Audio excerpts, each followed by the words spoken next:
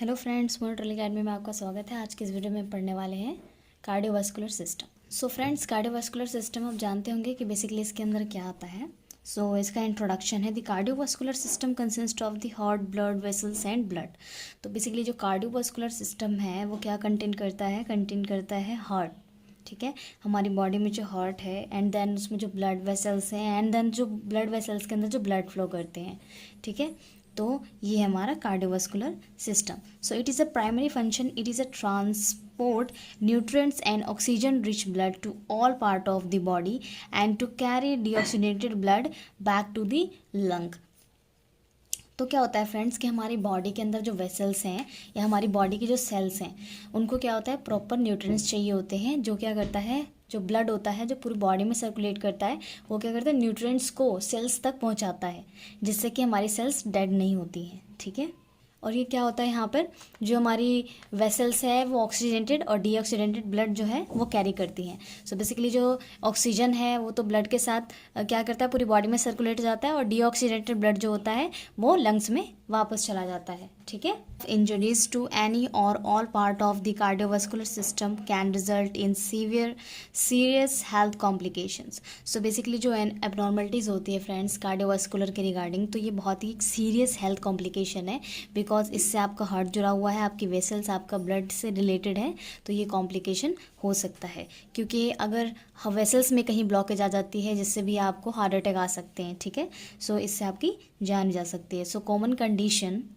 that can affect the cardiovascular system include coronary artery disease, heart attack, high blood pressure and stroke। सो बहुत ही जो common होते हैं जो basically cardiovascular में effect करते हैं, तो वो हमारा कॉरोनरी जो आर्टरी डिजीज़ है वो हो जाता है, हार्ट अटैक भी हो सकता है इस केस में, हाई ब्लड प्रेशर भी हो जाता है फ्रेंड्स, और स्ट्रोक भी आ सकती है patient. Component of the cardiovascular system, cardiovascular system की क्या क्या कंपोनेंट्स हैं। So the cardiovascular system is the system responsible for delivering blood to different part of the body. So cardiovascular system क्या करता है, ये रिस्पॉन्सिबल होता है डिलीवरिंग ब्लड के लिए। तो अब ब्लड डिलीवर कहाँ करना है, हमारी पूरी बॉडी में करना है। ठीक है, so part of the body, body के हर पार्ट्स में ब्लड सप्लाई करता है। So it consist of the following organs and tissues. So यहाँ पर कई सारे ऐसे ऑर्गन्स हैं और टिश्यूज़ हैं जो इसमें इंक्लूड हैं, जैसे कि हार्ट है हमारा, a muscular pump that focus blood around the body. अब क्या है कि जो हार्ट है वो क्या करता है, ब्लड को पंप करता है ताकि वो पूरी बॉडी में सर्कुलेट हो। So a close system to blood vessels, these vessels include arteries. So arteries क्या है, vessels that carry blood away from the heart. अब ये क्या करता है, आर्टरी क्या करता है, हार्ट से अदर बॉडी में ये क्या करता है, ब्लड को सप्लाई करता है। वेन्स क्या करती हैं, vessels that bring blood back to the heart.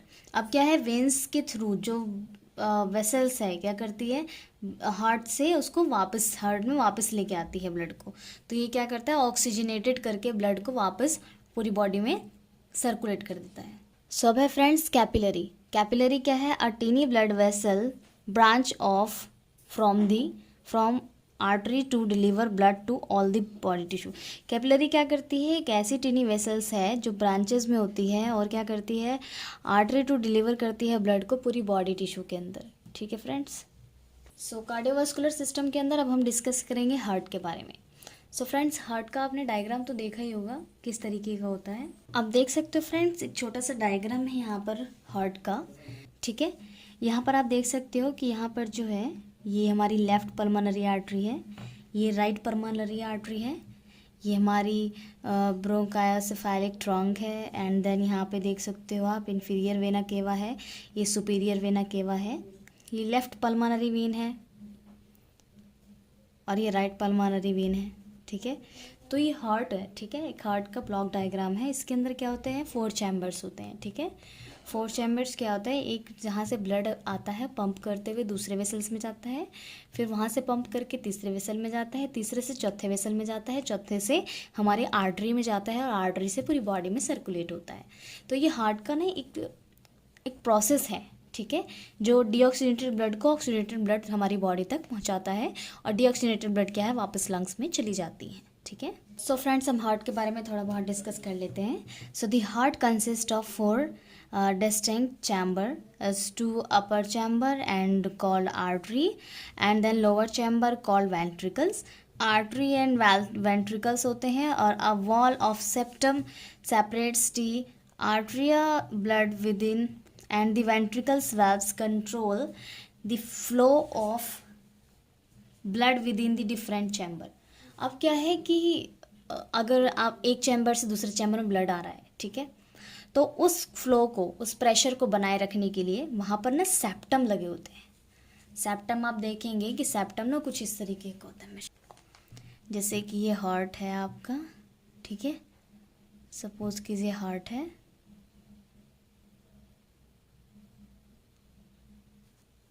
तो यहाँ पर ना ऐसे चैम्बर लगे होते हैं. ये इसको 2 पार्ट में डिवाइड करता है. यहाँ पर ऐसे सेप्टम लगे होते हैं. ये वेसल्स 1 है, वेसल 2, वेसल 3, वेंट्रिकल 3, वेंट्रिकल 4, ये वेंट्रिकल्स होते हैं, ठीक है. सो वेंट्रिकल 1 जो है यहाँ पर ब्लड एंटर करता है, ठीक है, ब्लड एंटर किया, इस सेकंड में आया, तो यहाँ पर एक सेप्टम प्रोवाइडर होता है, ठीक है, जो इसको क्या करता है, ब्लॉक कर देता है प्रेशर के साथ पंप करने के बाद. तो यही यहाँ पे क्या है कि चैम्बर्स को डिफ्रेंशिएट करता है.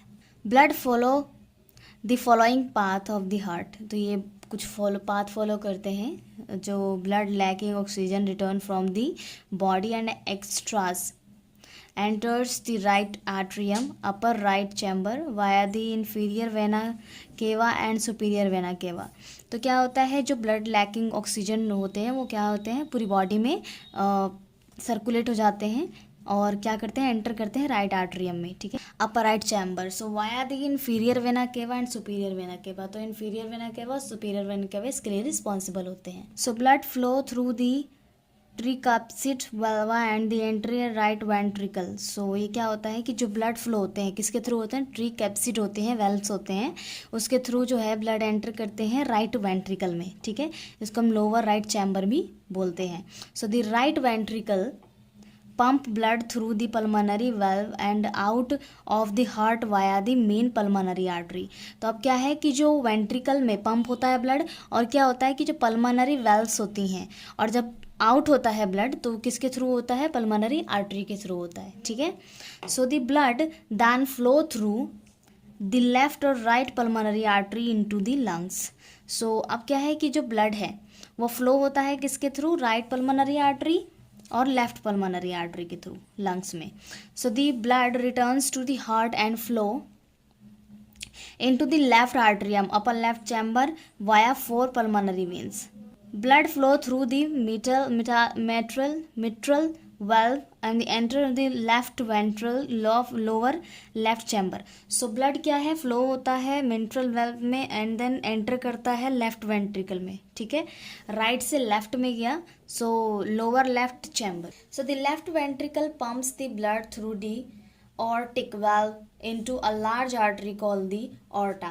तो क्या होता है, जो लेफ्ट वेंट्रिकल से ब्लड को पंप किया जाता है ऑर्टा वेल्व में, और ये लार्ज आर्टरी होती है जिसको हम ऑर्टिक में, जिसको हम ऑर्टा भी कहते हैं. So this artery delivers blood to the rest of the body. तो जो ऑर्टा क्या करती है, आर्टरी को, दिस आर्टरी क्या करती है, डिलीवर करती है ब्लड को पूरी बॉडी के अंदर. The importance of the heart. Heart की इंपॉर्टेंस क्या है friends. So the heart pumps blood through closed vessels to every tissue within the body. अब क्या है कि जो हार्ट है वो ब्लड को पंप कर रही है वेसल्स के थ्रू पूरी बॉडी में, और वो टिश्यू सेल्स तक वो न्यूट्रिएंट्स जो है ब्लड के अंदर वो वहाँ तक पहुँच रहे हैं. So the blood itself then deliver nutrients and oxygen to all cells in the body. So friends, जो न्यूट्रिएंट्स है, सेल्स को क्या क्या चाहिए, न्यूट्रिएंट्स चाहिए, ठीक है, ताकि वो सर्वाइव कर सकें हमारे सेल्स. तो अगर वो उनको न्यूट्रिएंट्स नहीं मिलेगी, वाटर नहीं मिलेगा, ऑक्सीजन नहीं मिलेगा, तो क्या होगा कि वो डेड हो जाएंगी. So without blood, the cells and tissues would not function to their total capacity and would begin to malfunction and die. तो क्या होगा कि अगर आप प्रॉपर तरीके से सेल्स को न्यूट्रिएंट्स नहीं दे रहे हैं तो वो क्या होंगे, डाई हो जाएंगे.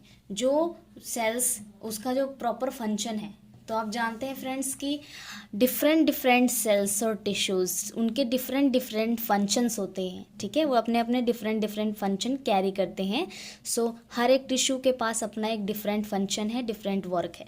तो अगर आप उसे न्यूट्रिएंट्स नहीं देंगे तो अपना काम प्रॉपर तरीके से नहीं कर पाएगा। जैसे कि एक नॉर्मल ह्यूमन बींग की बात करें कि जब तक आप उसको भोजन नहीं देंगे वो जी नहीं पाएगा, वो कुछ दिन बाद मर जाएगा, ठीक है। So the heart send deoxygenated blood to the lungs. अब क्या है, जो ऑक्सीजनेटेड ब्लड है वो पूरी बॉडी में सर्कुलेट हो जाता है और जो डीऑक्सीजनेटेड ब्लड है वापस लंग में चला जाता है, ठीक है। So where the blood load up with oxygen and unload carbon dioxide, so a waste product of metabolism. तो क्या है कि जो अनलोडेड कार्बन डाइऑक्साइड होते हैं वो क्या होते हैं, एक वेस्ट प्रोडक्ट हो जाता है जो हमारे मेटाबॉलिज्म में, प्रोडक्ट ऑफ मेटाबॉलिज्म का हमारा एक प्रोडक्ट है। सो together the heart blood and blood vessels, arteries, capillary and veins make up the circulatory system. So heart से ब्लड, ब्लड से वेसल, वेसल से आर्टरी, आर्टरी से कैपिलरी एंड वेन्स, ये क्या होते हैं, ये सारे मिलकर एक सर्कुलेटरी सिस्टम बनाते हैं। Cardiac cycle, cardiac cycle. So the cardiac cycle consist of two phases, so diastolic and systolic.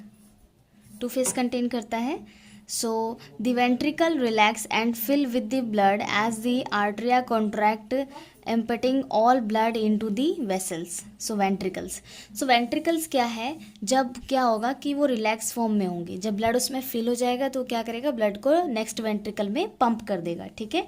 So systolic में क्या होता है, सिस्टोलिक में the ventricle contract with the pump blood out of the heart and the artery relax filling with blood again। तो diastolic में क्या होगा, जब प्रेशर के साथ एक वेंट्रिकल से दूसरे वेंट्रिकल में ब्लड जाता है, डायस्टोलिक होता है। सिस्टोलिक में क्या होता है, वो रिलैक्स रहता है, ठीक है, हार्ट हमारा। Common disease of the cardiovascular system. So cardiovascular system के बारे में हमने पढ़ा फ्रेंड्स। सो इसमें काफ़ी सारे ऐसे हैं जो कार्डियोवास्कुलर डिजीजेस भी इंक्लूड है। जो कॉमन डिजीज कौन से हैं, cardiovascular disease can be severe and potentially life threatening. So cardiovascular जो डिजीज़ है वो लाइफ थ्रेटनिंग भी हो सकती है, सीवियर भी हो सकती है। So overview of some common cardiovascular disease are below. Heart attack, ठीक है। Heart attack, a heart attack happens when a part of the heart muscle does not receive enough blood. अगर आपके हार्ट अटैक का basically ये फंडा क्या है, इसमें क्या होता है कि जो हार्ट मसल्स होती हैं, ठीक है, हार्ट के पास जो भी मसल्स हैं उनके पास प्रॉपर ऑक्सीजन नहीं पहुंच रहा है, प्रॉपर ब्लड नहीं पहुंच रहा है, ठीक है। तो वहाँ की जो सेल्स होंगी वो डाई होने स्टार्ट हो जाएंगी। अगर सेल्स डेड होंगी तो क्या होगा कि वहाँ पर प्रॉपर तरीके से फंक्शन नहीं होगा।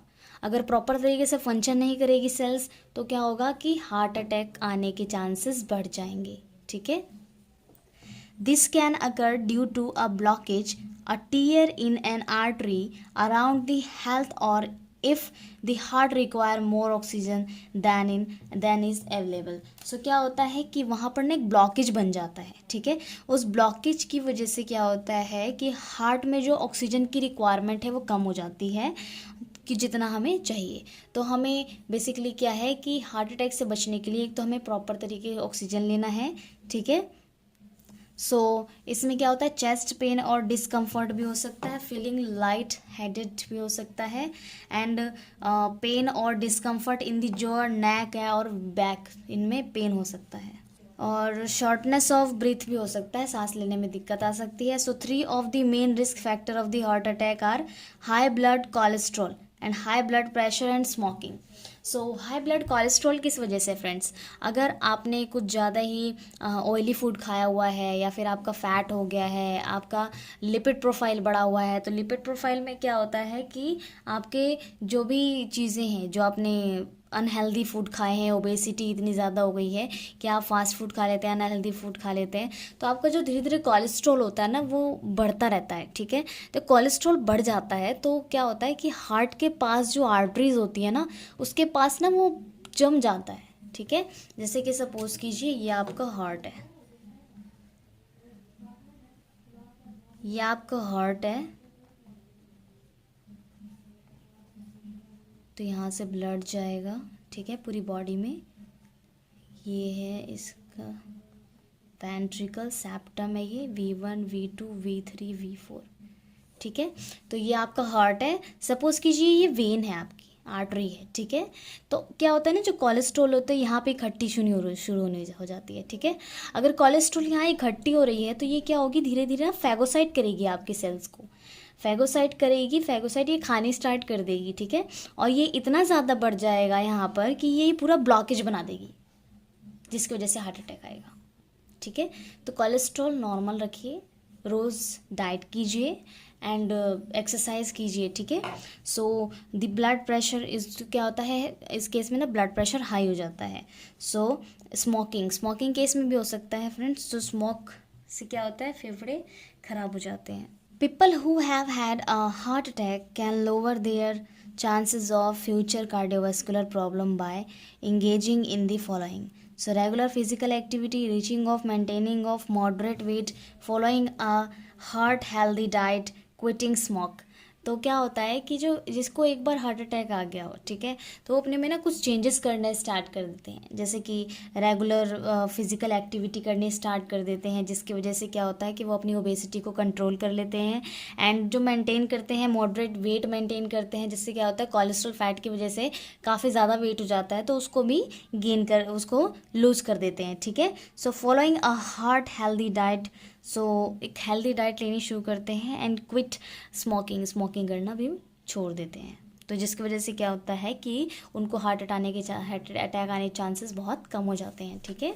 अब आता हमारा stroke. So a stroke is a medical condition in which the blood supply triggers the death is brain cells. अब क्या होता है, जो हमारी ब्रेन सेल्स में भी जो होते हैं वेसल्स होती हैं, उसमें जो दिमाग की